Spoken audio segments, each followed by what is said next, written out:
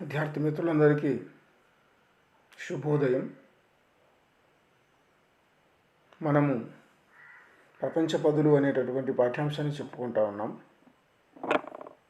ఈ పాఠ్యాంశాన్ని రచించినటువంటి వారు డాక్టర్ సి నారాయణ రెడ్డి గారు.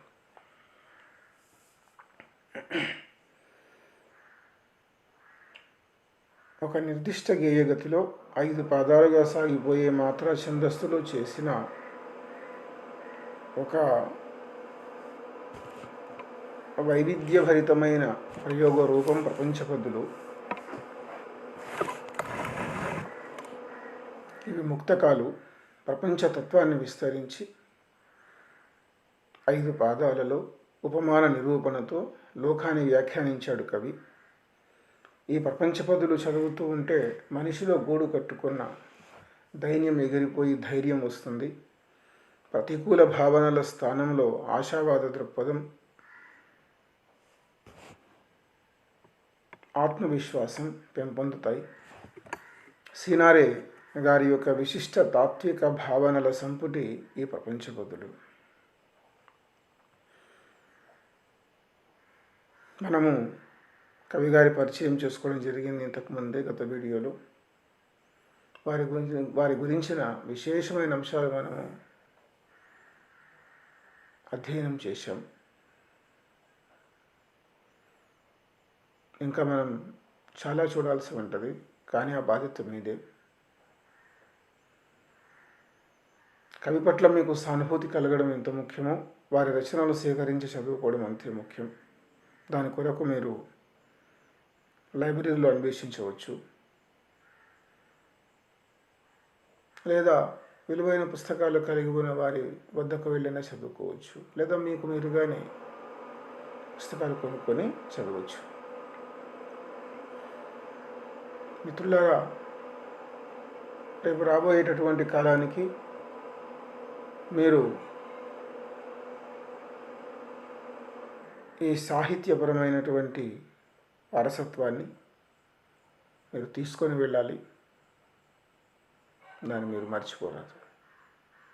ఇక మనం పాఠంలోకి ప్రవేశిద్దాం. నింగిలోతును చూడగోరితే నీటి చుక్కను కలుసుకో, రత్నతత్వం చూడగోరితే రాతి ముక్కను కలుసుకో, అనువు నడిగితే తెలియదా బ్రహ్మాండం అంటే ఏమిటో, మౌన శిల్పం చూడగోరితే మంచుగడ్డను కలుసుకో, మౌన శిల్పం చూడగోరితే మంచుగడ్డను కలుసుకో, మనిషి మూలం చూడగోరితే మట్టి పెళ్ళను కలుసుకో. అయితే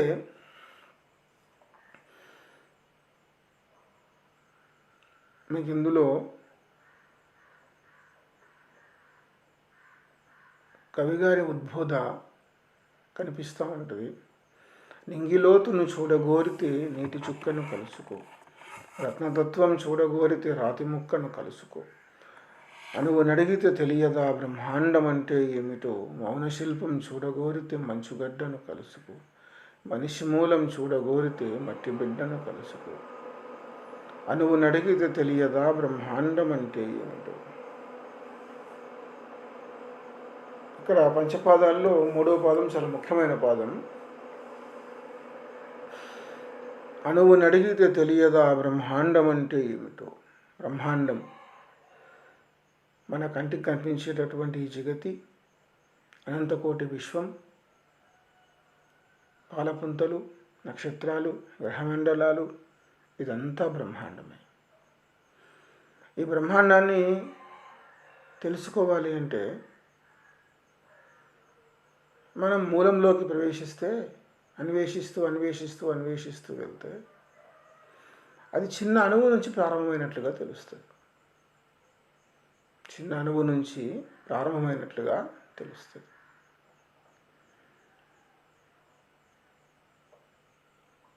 భూగోళ శాస్త్రంలో మనకు ఒక సిద్ధాంతం ఉంది. మహావిస్ఫోటన సిద్ధాంతం అనేటటువంటి సిద్ధాంతం ఉంది. ఈ మహావిస్ఫోటన సిద్ధాంతాన్ని బిగ్ బ్యాంగ్ థియరీ అంటారు. ఇప్పుడు మనం చూస్తున్నటువంటి అనంతకోటి ఈ విశ్వం, ఈ మహావిశ్వం ఎలా ఏర్పడ్డది అనేటటువంటి దానికి రకరకాలైనటువంటి సిద్ధాంతాలు పుట్టాయి. అందులో పండిత జనసమ్మతమైనటువంటిది బిగ్ బ్యాంగ్ థియరీ, మహావిస్ఫోటన సిద్ధాంతం. విశ్వం ప్రారంభంలో చిన్న బిందువుగా ప్రారంభమై అది పెరిగి పెరిగి విస్తరించి అది పెరిగి పెరిగి ఒకసారిగా పేలిపోయింది అని, అలా పేలిపోవడం మూలంగా ఈ సూర్యచంద్రాది నక్షత్రాలు, సూర్యచంద్రాది చంద్రాదులు, ఆ తర్వాత గ్రహాలు, పాలపుంతలు, నక్షత్రాలు ఇలా ఏర్పడ్డది అనేటటువంటిది పండితుల వాదన, భూగోళ శాస్త్ర పండితుల వాదన. పైగా లలితా సహస్రనామాల్లో కూడా శ్రీమాత్రే నమః అనేటటువంటి అంశం బిందుస్వరూపిణిగా చెప్పడం. అంటే అణువుని అడిగితే తెలియదా బ్రహ్మాండం అంటే ఏమిటో. బ్రహ్మాండాన్ని తెలుసుకోవాలంటే అణువుని అడగాల్సింది. ఎందుకంటే కొన్ని వేల అణువుల కలయిక ఒక బ్రహ్మాండంగా ఏర్పడింది. ఇక్కడ ఉండేటటువంటి విశేషం అంటే మనం చూసేటటువంటి దేన్నైనా కానీ సూక్ష్మరూపం లోపల ఆలోచించాలి. దాని సూక్ష్మతత్వాన్ని అర్థం చేసుకోవాలనే విశేషాంశం ఉందనేది ఇక్కడ ఉద్దేశం.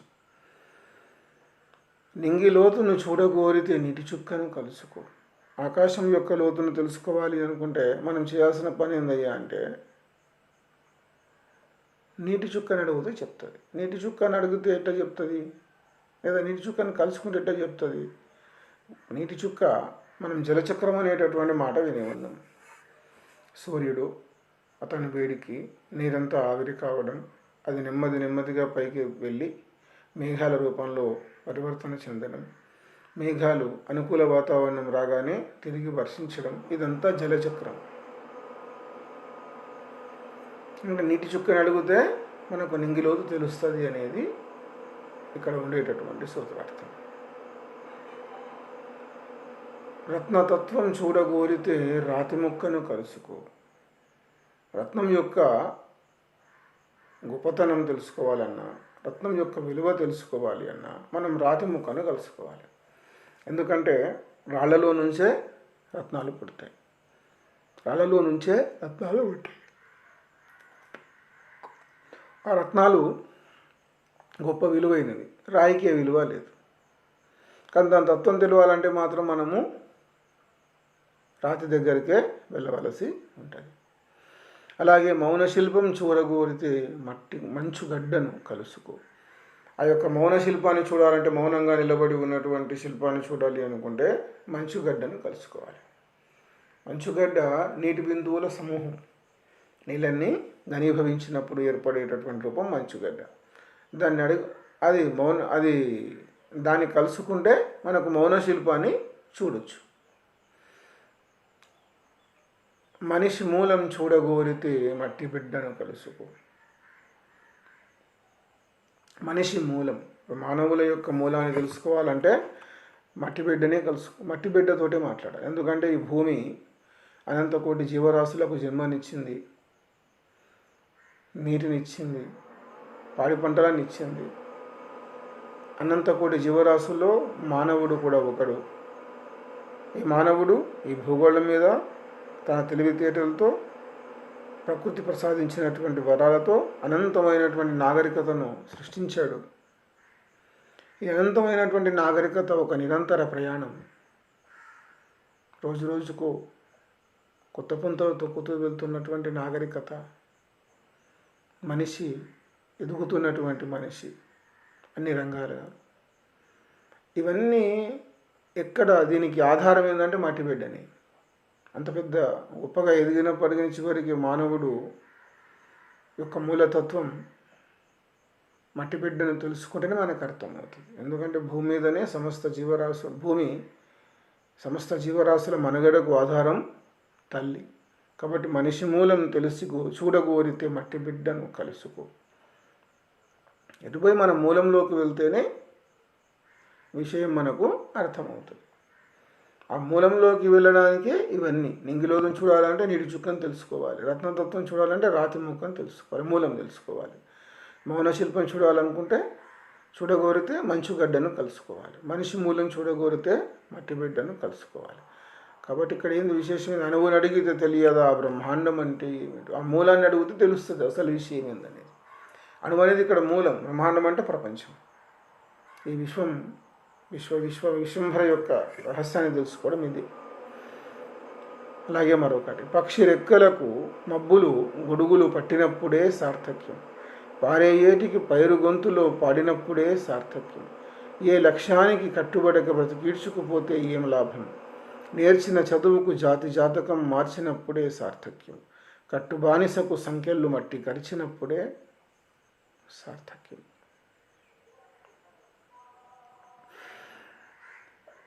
మరొకసారి చదువుతాను వినండి.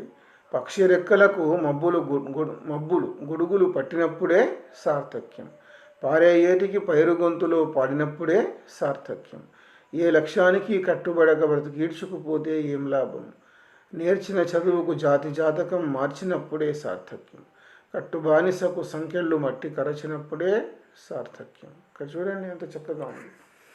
మనం ఇందులో మూడో పాదమే కీలకం. ఆ పైవి మొత్తం కూడా చూస్తే మనకు మూడో పాదం దగ్గరనే అంత వాటి లోపల ఉండేటటువంటి రహస్యం బయటపడుతూ ఉంటాయి. చూడండి ఇక్కడ, పక్షి రెక్కలకు మబ్బులు గొడుగులు పట్టినప్పుడే సార్థక్యం. పక్షులు అలా ఆకాశంలో ఎగురుతూ ఉంటాయి రెక్కలతో. అలా ఎగురుతూ ఉన్నప్పుడు మబ్బులు గొడుగులు పట్టినప్పుడే సార్థక్యం. మబ్బులు ఏం చేస్తాయి? గొడుగులు పట్టడం అంటే చల్లదనాన్ని ఇవ్వడం. అలా చల్లదనం ఇచ్చినప్పుడే దానికి సార్థకత. ఎందుకు?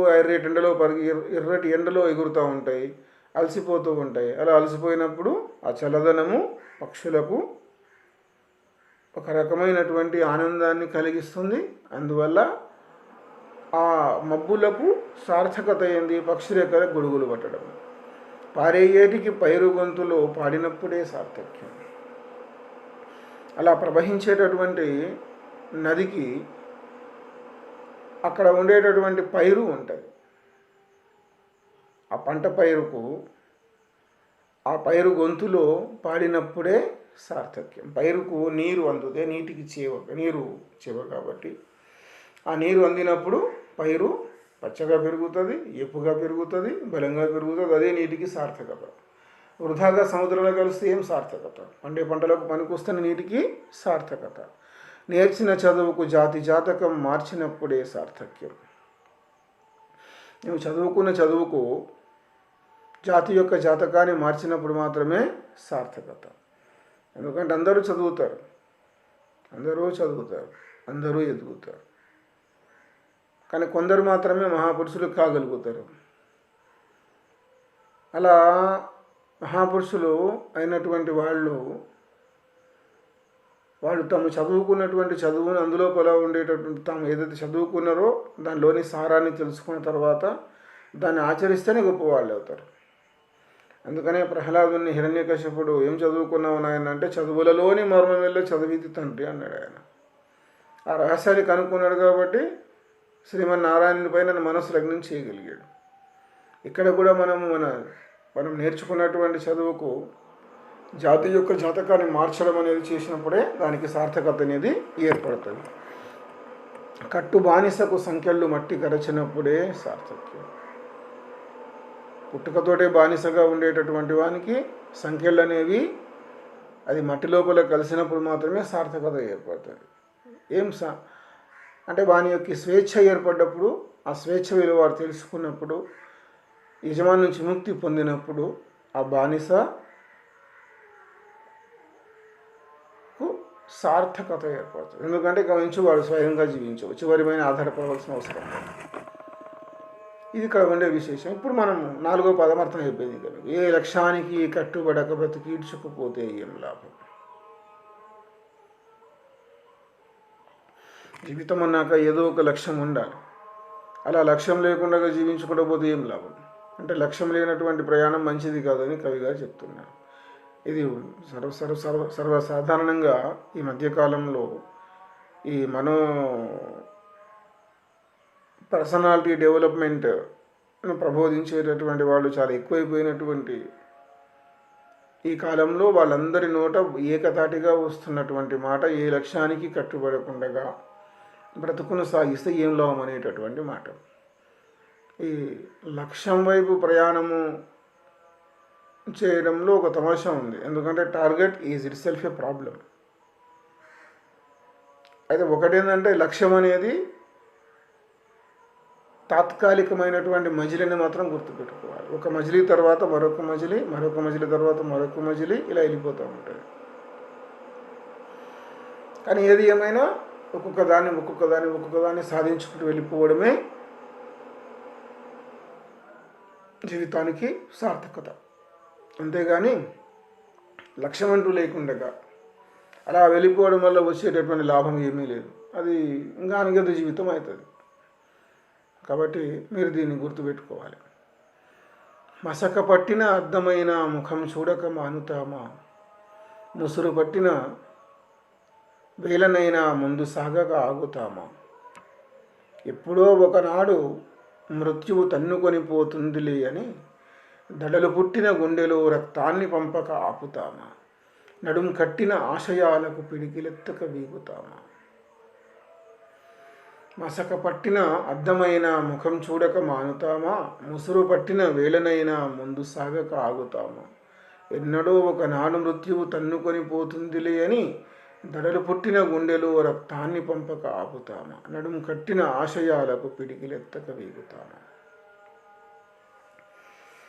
సర్వసాధారణంగా ఏదో జరిగిపోతుంది, ఏదో అయిపోతుంది, ఏదో ఒకరోజు చనిపోవాల్సిందే, మనం ఏం సాధించగలుగుతాం, ఇటువంటి మాటలన్నీ చాలామంది మాట్లాడుతూ ఉంటారు. ఎప్పుడో ఒకరోజు చనిపోయేదనయ్యా, ఇవన్నీ ఎందుకు అంత శాశ్వతం అంట అలా అంటాం. కానీ మన ప్రయాణం ఆపుతున్నామా?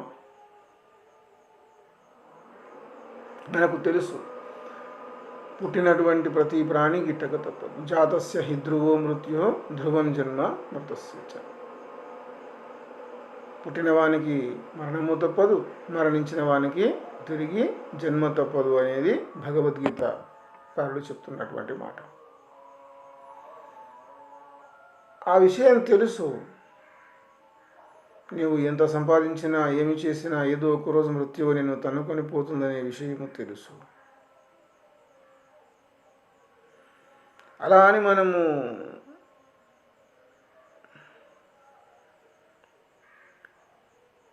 ఒక రకమైనటువంటి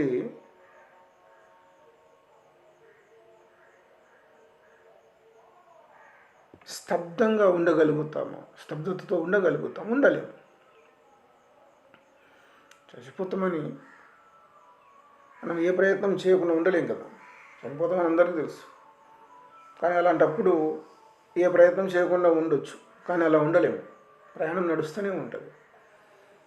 అక్కడ అద్దం ఉంది, దాని మసక పట్టింది, దాని ముఖం చూడకుండా ఉంటామా? అద్దంకు ఒక ప్రత్యేకత ఉంది. మన ముఖం ఎలా ఉంటే అలా కనిపిస్తుంది.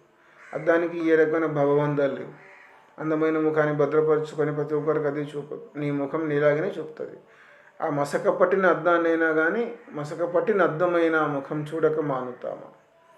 అద్దం మసక పట్టింది కదా అని ముఖం చూడకుండా మాత్రము, ముఖాన్ని చూడకుండా మనం మాత్రము ఆపము. ముసురు పట్టిన వేలనైనా ముందు సాగక ఆగుతాము. వర్షం వస్తూ ఉందని చెప్పి మనం ఇక ప్రయాణం చేయకుండా ఆగిపోతామా? అట్లేం లేదు, సాగిపోతూనే ఉంటాం. ఈ వర్షము, ఈ గాలి, ఈ చలి, ఈ ఎండ, ఈ వాన ఇవన్నీ మనం లేవి అడ్డుకోలేవు, దేన్ని ఆపలేవు. అలా నడుస్తూ వెళ్ళిపోవడం చెల్తీరైనా. దడలు పుట్టిన గుండెలో రక్తాన్ని పంపక ఆపుతాం. భయంతో పాటు ఉండేటటువంటి గుండెలో రక్తం పంపకుండా ఆపుతామా? చచ్చిపోతామని పంపాల్సిందే, రక్తాన్ని పంపుతూ ఉండాల్సిందే. నడుం కట్టిన ఆశయాలకు పిడికిలెత్తక వీగుతాము. మన లోపల ఉండేటటువంటి ఏవైతే ఆశయాలు ఉన్నాయో ఆ ఆశయాలను సాధించడానికి సిద్ధపడి, పిడికిలెత్తడం అంటే సిద్ధపడి ముందుకు సాగిపోవడం. ఏదో ఒక ఆశయం జీవనాన్ని నడిపిస్తుంది, జీవితాన్ని నడిపించే తీరుతుంది. ఆ ఆశయాన్ని సాధించడానికి మనము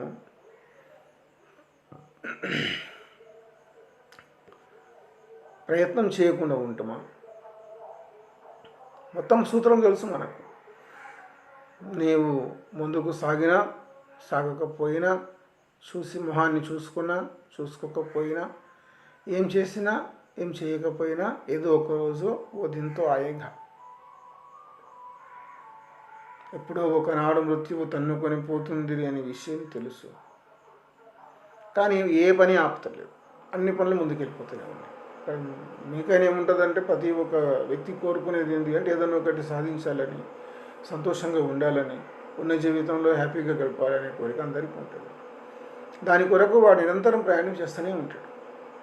ఎటువంటి కష్టాలు వచ్చినా ఆ పనిని మాత్రం ఆపాడు.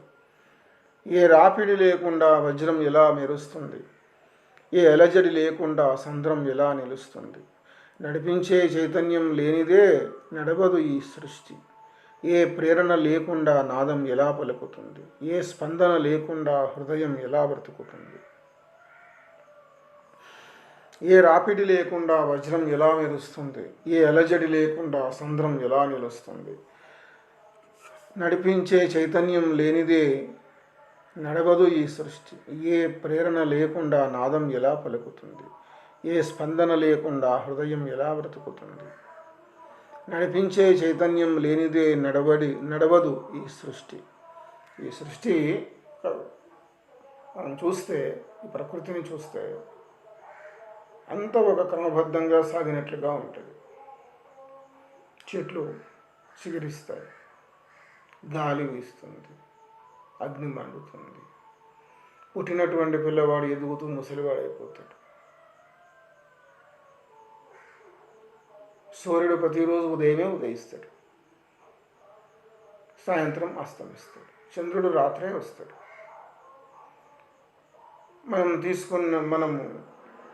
మన శరీర యంత్రంలో శ్వాస నిరంతరంగా నడుస్తూనే ఉంటుంది. అది ఆగిందంటే శవం, శ్వాస నడుస్తుంటే శివం. ఇంత పెద్ద విచిత్రమైనటువంటి చైతన్యము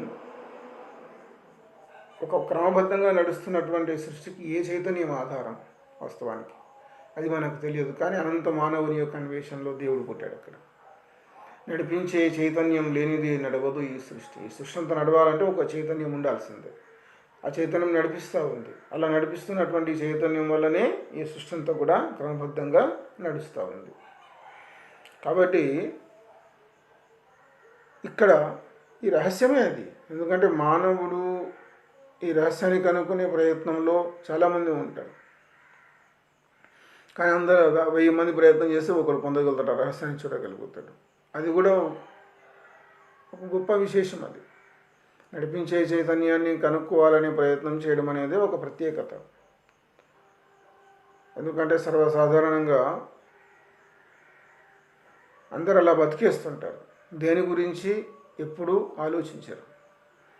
అంటే రాబోయేటటువంటి మృత్యువుని గురించి కానీ, ఏర్పడే కష్టాల గురించి కానీ ఇవన్నీ ఆలోచించకుండా చెల్తేరైతే అలా వెళ్తూ ఉంటారు.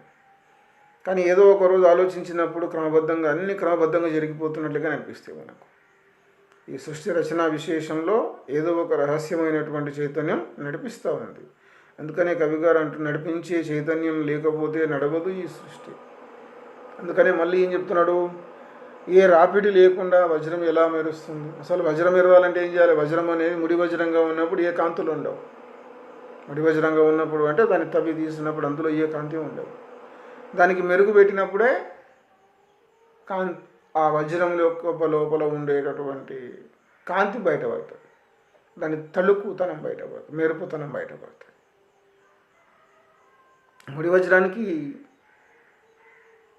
ముడి వజ్రంగా ఉంటే దానిలో ఏ రకమైన మెరుపు ఉండదు. సాధనం పెడితే అప్పుడు రాపిడి చేసి దాన్ని పాలిష్ చేసిన తర్వాత వజ్రంలో మెరుపు వస్తుంది. మనిషి అనేవానికి కష్టం వస్తేనే మనిషి గొప్పోడవుతాడు. కష్టాన్ని ఎదుర్కొంటే మనిషి గొప్పోడవుతాడు. ఏ అలజడి లేకుండా సముద్రం ఎలా నిలుస్తుంది? సముద్రం అంటేనే అలలమయం. అందులో చాలా జీవరాశులు ఉంటాయి, అగ్నిపర్వతాలు ఉంటాయి, పర్వతాలు ఉంటాయి, అందులో అలజడి ఉంటుంది. అట్లా అలజడి లేకపోతే సముద్రమే ఉండదు. నిర్మలంగా ప్రశాంతంగా అలలు లేకుండా ఉండే సముద్రాన్ని మనం ఎప్పుడూ ఊహించలేము. జీవితం కూడా అంతే. కష్టాలు, కన్నీళ్ళు, బాధలు, భయాలు, సంతోషాలు, దుఃఖాలు, ఆనందాలు, ఇదొక మహాప్రయాణం. కాబట్టి విద్యార్థి మిత్రులారా, ప్రశాంతంగా అలలు లేకుండా ఉండే సముద్రాన్ని మనం ఎలా ఊహించలేమో, ఏ ప్రేరణ లేకుండా నాదం ఎలా పలుకుతుంది? ప్రేరణ,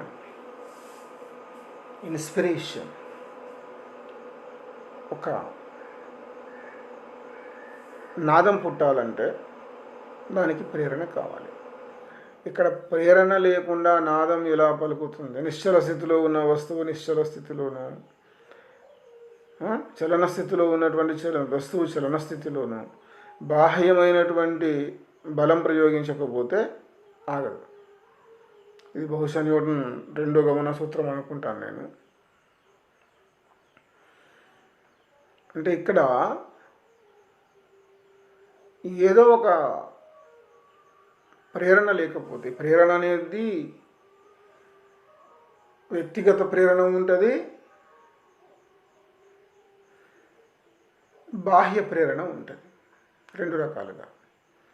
బాహ్య ప్రేరణ అంటే నీవు ఎవరినైనా ఒక ఆదర్శంగా తీసుకొని అలా మారే ప్రయత్నం చేయటం. వ్యక్తిగతంగా అంటే నీలో నీకు ఒక తపన పుట్టి ఇలా మారాలనుకొని ప్రయత్నం చేయటం. ఎటు పోయి నీవు మారడం ఇక్కడ చాలా ముఖ్యం. దానికి మాత్రం ప్రేరణ ఉండాలి. ప్రేరణ అంటే అలా ఉండాలనే కోరిక ఉన్నప్పుడు, ఒక రకమైనటువంటి ఇన్స్పిరేషన్ లోపల కలిగినప్పుడు, అప్పుడు మాత్రమే ఇక్కడ ఉండేటటువంటి నీ జీవితం ఒక గమ్మత్తైన మార్పుకి వెళ్ళిపోతుంది. ఇక్కడ నాదం కూడా అక్కడ ఏ రకమైన వాయిద్యం ఉన్నప్పటికీ అక్కడికి వెళ్ళి దాన్ని నువ్వు మీటితేనే అక్కడ మీటాలనే కోరిక పుడితేనే అక్కడ నాదం పుడుతుంది. ఇది కూడా అంతే. ఏ స్పందన లేకుండా హృదయం ఎలా బ్రతుకుతుంది? ఏ స్పందన లేకుండా హృదయం ఎట్ట బతుకుతుంది? అంటే హృదయం అంటేనే ఇక్కడ మన పరిభాషలో గుండె కొట్టుకునేటటువంటి స్థితి లబ్ధం అనేటటువంటిది. అది ఆ స్పందన నిరంతరం సాగుతూ ఉన్నప్పుడు మాత్రమే హృదయం బ్రతుకుతుంది. ఆ స్పందన లేకపోతే అయిపోయినట్లే. కాబట్టి ఇక్కడ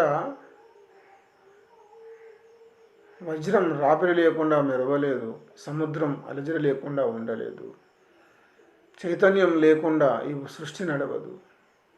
నాదం పలకాలంటే ప్రేరణ ఉండాల, హృదయం బతకాలంటే స్పందన ఉండాల.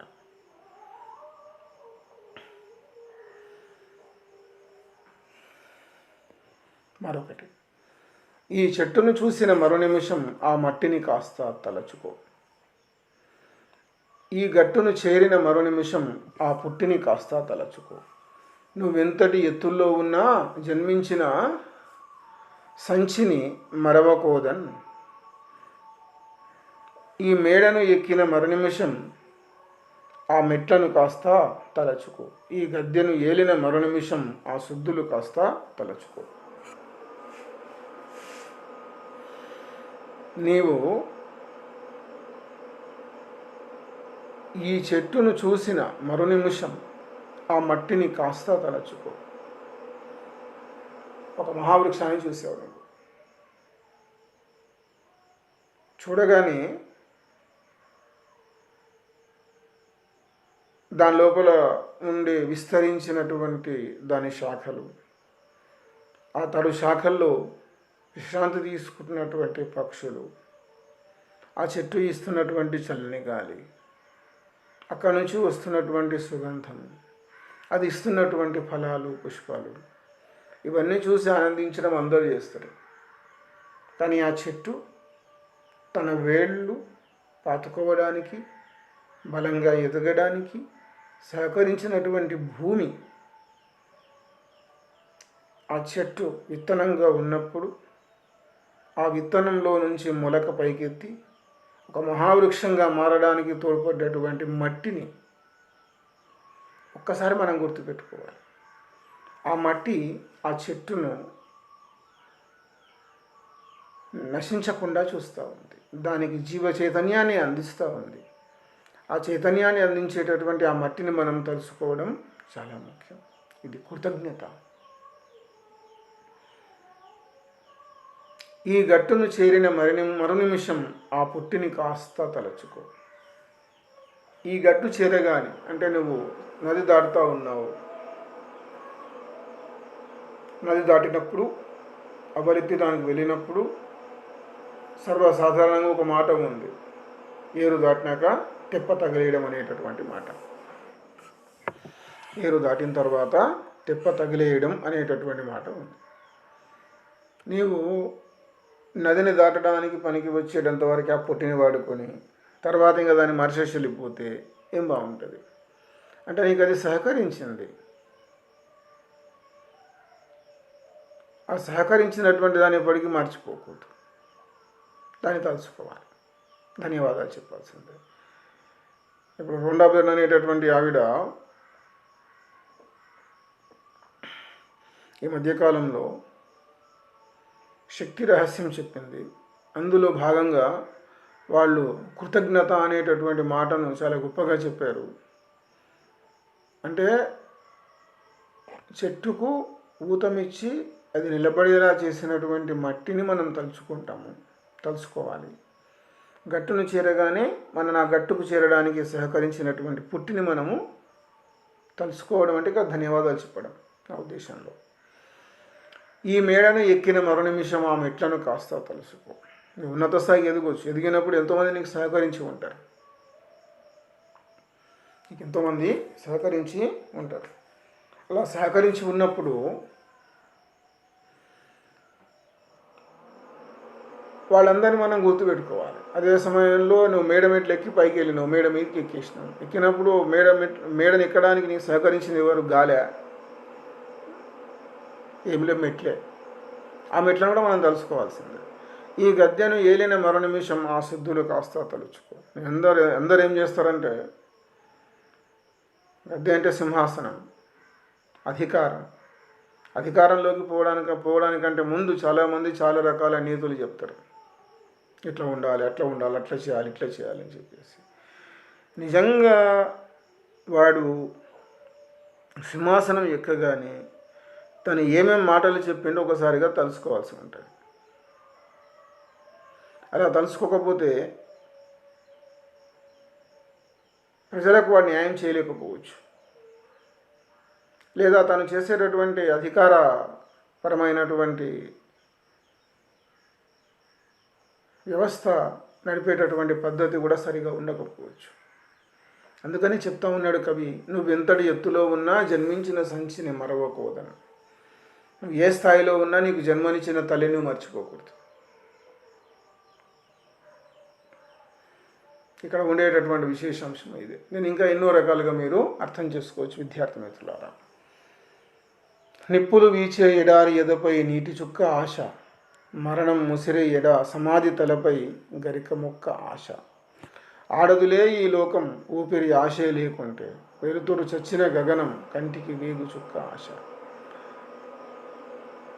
పక్కలు విరిగి ఉసూరను ఒంటికి పక్షి రెక్క ఆశ. నిప్పులు వీచే ఎడారి ఎదపై నీటి చుక్క ఆశ, మరణం ముసిరే సమాధి తలపై గరిక మొక్క ఆశ. ఆడదులే ఈ లోకం ఊపిరి ఆశే లేకుంటే, వెలుతురు చచ్చిన గగనం కంటికి వేగు చుక్క ఆశ. పక్కలు విరిగి ఉసూరను ఒంటికి పక్షి రెక్క ఆశ. ఆయుస్సును పొడిగించకపోతే ఔషధమా అది, అక్రమాలని దిరించకపోతే ఆయుధమా అది. తన వెలువెంతో చూసినప్పుడే ఉనికికి అర్థం, మనసుకు ఊపిరి చుట్టకపోతే మారుతమా అది. చావును ఇరుకును పెట్టకపోతే జీవితమా అది. నిప్పులు వీచే ఎడారి ఎదపై నీటి చుక్క ఆశ.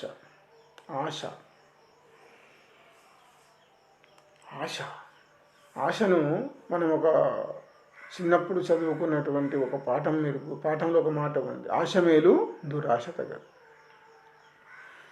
ఆశ మంచిదే, కానీ దురాశ మాత్రం పనికిరాదు. నిప్పులు వీచే ఎడారి ఎదపై నీటి చుక్క ఆశ. ఆ ఎడారి అంటేనే నిప్పులు చిమ్మేటటువంటి వాతావరణం ఉంటుంది. అక్కడ నీటి చుక్క కోసం ఎడారి ఎదురు చూడదు, కానీ అక్కడ నీటి చుక్క పడిందంటే ఒకసారిగా వాతావరణం చల్లగా మారిపోతుంది. అది ఆశ. అంటే ఏదో ఒక రోజు నీరు పడుతుంది అక్కడ. మరణం ముసిరే సమాధి తలపై గరికముక్క ఆశ. సమాధి అంటేనే చనిపోయినటువంటి వారిని పాతిపెట్టినటువంటి ప్రాంతం. ఆ సమాధిలో నుంచి పొరిగేటటువంటి గరికముక్క ఏంది? ఆశ. అది కూడా ఆశ. వెలుతురు చచ్చిన గగనం కంటికి వేగు చుక్క ఆశ. చీకటి పడిపోగానే మళ్ళీ ఎప్పుడు తెల్లారుతుందా అని చూస్తూ ఉంటాం. అలా తెల్లారే సమయానికి మనకు వేగు చుక్క పొడిచినప్పుడు తెల్లారుతుంది అనేదానికి సూచన. అదే ఆశ. పక్కలు విరిగి ఉసూరను ఒంటికి పక్షి రెక్క ఆశ. అన్ని కష్టాలు పడి రాలిపోయినటువంటి శరీరానికి అలా ఎగిరిపోతున్నటువంటి పక్షి రెక్కలు చూస్తే నేను కూడా ఇలా ఎగరాలనేటటువంటి కోరిక ఒకటి పోతుంది. అది కూడా ఒక ఆశదే. ఆడదులే ఈ లోకం ఊపిరి ఆశే లేకుంటే. ఈ లోకము ఉంది అంటే ఊపిరి ఆశ లేకపోతే, అంటే బ్రతకాలనేటటువంటి కోరిక లేకపోతే ఈ లోకం కదలదు. లోకం కదలాలి అంటే బ్రతకాలనేటటువంటి కోరిక ఉండాలి సమాజంలో. ఏ జంతువు ఆత్మహత్య చేసుకోదు, ఒక మానవుడు మాత్రమే చేసుకుంటాడు. ఆశలు నశించినప్పుడు. కానీ జీవితాన్ని బతికించేటటువంటిది, మానవుణ్ణి ముందుకు నడిచేలా చేసేటటువంటిది ఆశనే. కాబట్టి ఆశ ఉండాల్సిందే, దురాశ మాత్రం పనికిరాదు. ఆ దురాశ మాత్రం పనికిరాదనే విషయం ఇక్కడ ప్రసక్తం కాదు. కానీ బలీయమైనటువంటి కోరిక మనిషిని ముందుకు నడిపిస్తుందనే విషయం మాత్రం మీరు ఎప్పుడు మర్చిపోరాదు. విద్యార్థి మిత్రులారా, మరొకటి చూద్దాం.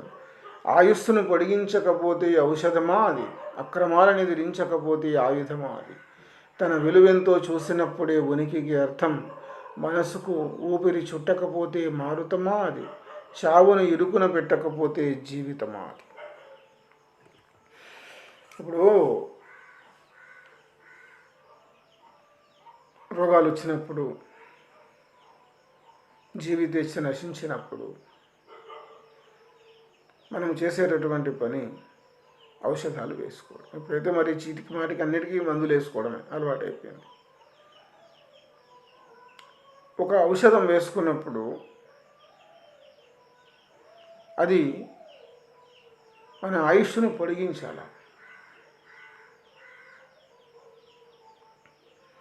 అంటే బ్రతికేలా చేయాలి. అలా చేయకపోతే ఔషధానికి ఏం విలువ? మందులు ఎన్నో వాడినా కానీ జబ్బు తగ్గకపోతే ఇంకా దానికి ఏం విలువ ఉంటుంది? ఆలోచించండి.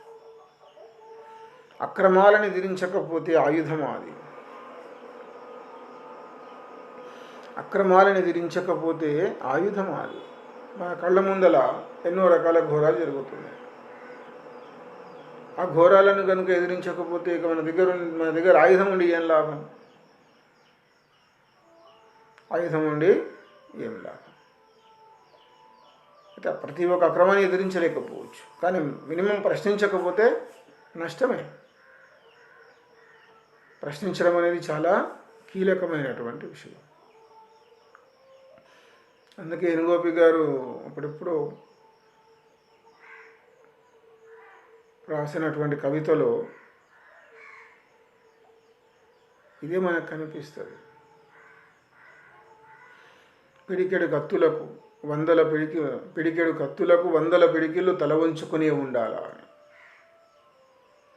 బెదిరించేవాడు, అధికారం చెలాయించేటటువంటి వాడు చేసేటటువంటి పనుల్లో అవతలి వాని మీద పెత్తనం చెలాయించడం. దాన్ని ప్రశ్నించకపోతే ఇక ఏం లాభం? మనసుకు ఊపిరి చుట్టకపోతే మారుతమా అది. బాగా అలసిపోయి ఉంటావు, చల్లటి గాలి వస్తుంది, అప్పుడు నీ లోపల కలిగేటటువంటి హాయి చాలా అద్భుతంగా ఉంటుంది. కానీ అలా హాయి ఇవ్వకుండా వెళ్తే ఆ గాలికి ఏం విలువ? చావును ఇరుకున పెట్టకపోతే జీవితమా అది. చావునేది మృత్యుంజయత్వం. చావును ఇరుకున పెట్టకపోతే జీవితము అంటే మృత్యువును జయించకపోతే జీవితమేనా అది అంటున్నాడు కవి. తన విలువెంతో చూసినప్పుడే ఉనికికి అర్థం. తన విలువెంతో తను తెలుసుకోవాలి ఫస్ట్, అదే ఉనికికి అర్థం అన్నమాట. అంటే బ్రతికి ఉన్నదానికి సార్థకత అదే. కాబట్టి మిత్రులారా, మరొక దాన్ని చూద్దాం. కాకులు పెట్టిన సభలో కోకిల ఏం పాడుతుంది? కత్తులు నాటిన గుడిలో భక్తి ఎలా పండుతుంది? అంతా భద్రమంటూ ఎంతకాలం ఈ సూక్తులు? వంచన దూరిన ఇంట్లో మంచి ఎలా పలుకుతుంది? నాగులు చేరిన నోట్లో న్యాయం ఎలా పలుకుతుంది? కాకులు పెట్టిన సభలో కోకిల ఏం పాడుతుంది? అంతే, కోకిలది అద్భుతమైనటువంటి గాత్రం. అది కాకులు పెట్టిన సభలో ఏం మాట్లాడుతుంది అది? అంతే. కత్తులు నాటిన గుడిలో భక్తి ఎలా పండుతుంది? గుడి అంటేనే పూలతో ఉండాలి, కానీ అక్కడ కత్తులు నాటితే అక్కడ భక్తి ఎట్లా గెలుస్తుంది? వంచన దూరిన ఇంట్లో మంచి ఎలా జరుగుతుంది? అంత మోసమే ఉన్నటువంటి ఇంట్లో మంచి ఎట్లా జరుగుతుంది? నోట్లో నాగుపాములు ఉన్నాయంటే కడుపులో కత్తెరా? కడుపులో కత్తెర ఉన్నది, బయటికి మాత్రం మంచిగా మాట్లాడుతున్నాడు. నోట్లోపల నాగుపాములు ఉన్నాయి, అటువంటిప్పుడు న్యాయం ఏం పలుకుతుంది? అంతా భద్రం అంటూ ఎంతకాలం ఈ సూక్తులు, అంత బాగుందని చెప్తుంటారు, కానీ ఏముంది ఇక్కడ? అంతా భద్రం. ఎందుకంటే మానవ జీవితంలో ఈ మధ్యకాలంలో ఏర్పడేటటువంటిదంతా కూడా సెక్యూరిటీ పద్ధతి. ఈ సెక్యూరిటీ అంటే భద్రత, అంత బాగుంది, అంత రక్షణ ఉంది అనుకొని ఎంతకాలం ఈ సూక్తులు? అక్కడేం లేదు, రక్షణ అంటూ ఏది లేదు. అంటే ఖచ్చితంగా మనము అభద్రత ఉండేటటువంటి ప్రాంతంలో మనం ఏమీ చేయలేము. అందుకనే కోకిల కాకులు పెట్టిన సభలో పాడలేదు. కత్తులు ఉండేటటువంటి గుడిలో భక్తి పండదు, మోసం ఉండే ఇంట్లో మంచి బతకదు, నాగులు చేరిన నోట్లో న్యాయం కూడా పలకదు.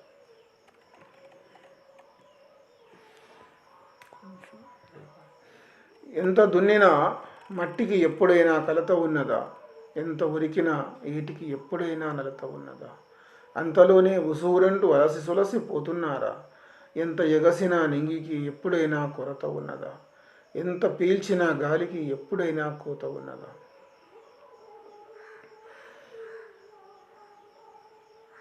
ఎంత దున్నినా మట్టికి ఎప్పుడైనా కలత ఉన్నదా?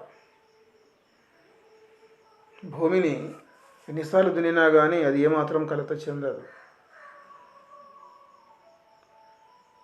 ఏరు నిరంతరం ప్రవహిస్తూ ఉంటుంది, దానికి అలసట లేదు, కనీసము సుస్థి లేదు.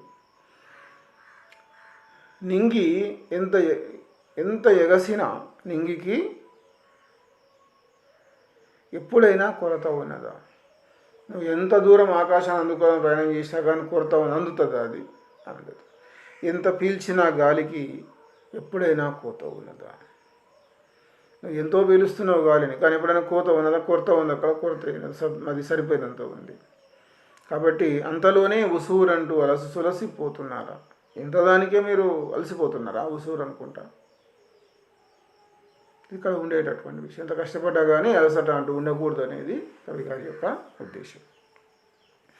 కష్టం వచ్చింది కదా అని ప్రయాణం ఆపకూడదు అనేది కూడా కవి గారి యొక్క ఉద్దేశం. ఎదుర్కొంటేనే మన లోపల ఉండేటటువంటి ప్రత్యేకత ఏందో మనకు తెలుస్తుంది. పూల నునుపు తెలుస్తుంది ముళ్ళ మొనలు ముడితేనే, వేకువ వెల తెలుస్తుంది చీకటి తెర పడితేనే, రెండో పార్శ్వం చూడక నిండు నిజం చెబుతావా, సుఖం విలువ తెలుస్తుంది శోకంపై పడితేనే, జీవి విలువ తెలుస్తుంది చావులోతు తడితేనే. ప్రతిదానికి మంచి చెడు ఉంటాయి. నాణ్యమన్నాక బొమ్మ బొరుసు ఉంటాయి. ప్రతిదానికి రెండు కోణాలు ఉంటాయి, మంచి ఉంటుంది, చెడు ఉంటుంది. ఇక్కడ మనము గులాబీ దగ్గరికి వెళ్తాం, గులాబీ పూలను చూసినప్పుడు దాని లోపల ముళ్ళు ఉంటుంది, కానీ పూల నునుపు తెలిస్తేనే, ముళ్ళ మొనలు ముడితేనే తెలుస్తుంది. అక్కడ ముళ్ళు తాకితేనే ఈ పూల యొక్క నునుపు తెలుస్తుంది. కష్టం వెంట సుఖం వస్తే సుఖం విలువ తెలుస్తుంది. ఎల్లప్పుడూ సుఖం ఉంటే కష్టం విలువ తెలియదు. కష్టం విలువైంది, నీ లోపల ఉండే శక్తిని నిద్ర లేపుతుంది. కానీ నిద్ర లేపుతుంది, ఆ తర్వాత సుఖాన్ని ఇస్తుంది. అప్పుడు దానికి పరిపూర్ణత. వేకువ వెల తెలుస్తుంది చీకటి తెరపడితేనే. తెల్లవారడం అనేటటువంటిది జరిగినప్పుడే చీకటి తెరపడితేనే తెలుస్తుంది. చీకటి ఒకవేళ అంతం కాకపోతే మనకు వేకువ వెల తెలియదు. సుఖం విలువ తెలుస్తుంది శోకంపై పడితేనే. నీకు దుఃఖం అనేది ఒకసారిగా కలిగినప్పుడు మాత్రమే సుఖం విలువ తెలుస్తుంది. చావు లోతుని తడితేనే జీవి విలువ తెలుస్తుంది. కాబట్టి మనం ప్రతిదాని వెనుక రెండో పర్సన్ చూడాల్సిందే. రెండో పర్సన్ చూసినప్పుడే మనకు నిండు నిజము తెలుస్తుంది అనేది కవి గారి ఉద్దేశం. ఎదురీదే చేతులుంటే ఏరు దారివ్వక ఏం చేస్తుంది? పయనించి అడుగులుంటే బాట చేతులు ఎత్తక ఏం చేస్తుంది? తన కరాలు పరికరాలు తగిన పాలలో సంభవించుకొని చూపును సాచే కంటికి శూన్యం శిరస్సుగక ఏం చేస్తుంది? పిడికిలి పిండే మనిషికి ఎడారి అలలెత్తక ఏం చేస్తుంది?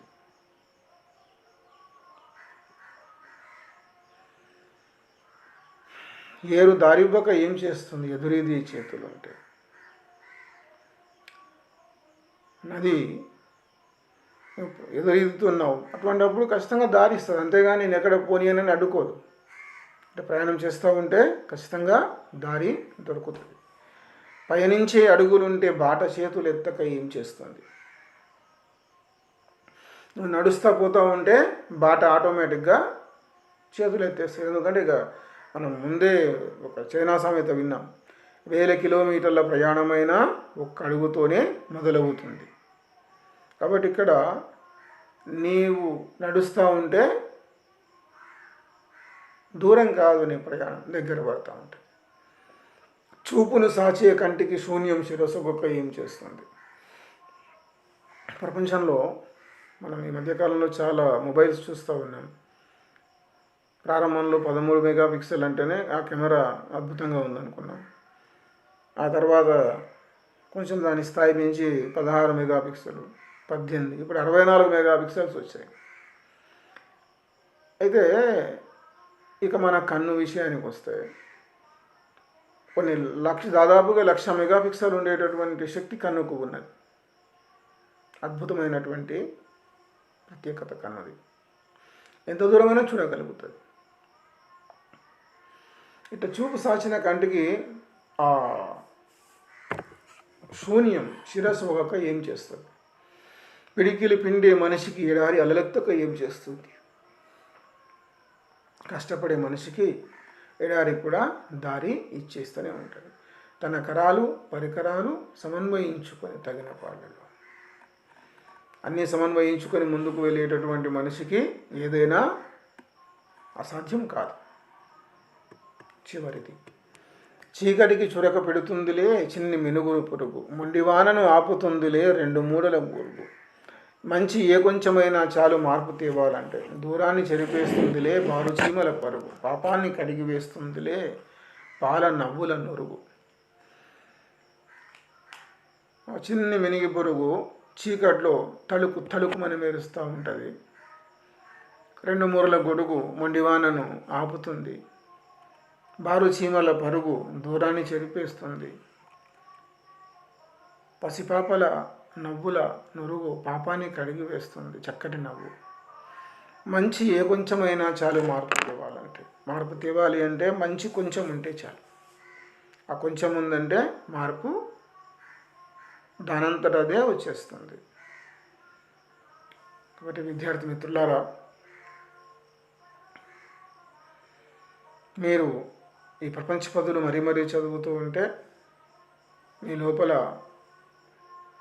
ఒక రకమైనటువంటి చైతన్యం తొణికిస్తలాడుతుంది. మీరు నెమ్మదిగా మీ లక్ష్యాల వైపు అడుగులేస్తారు, ఉన్నత స్థాయికి వెళుతారు.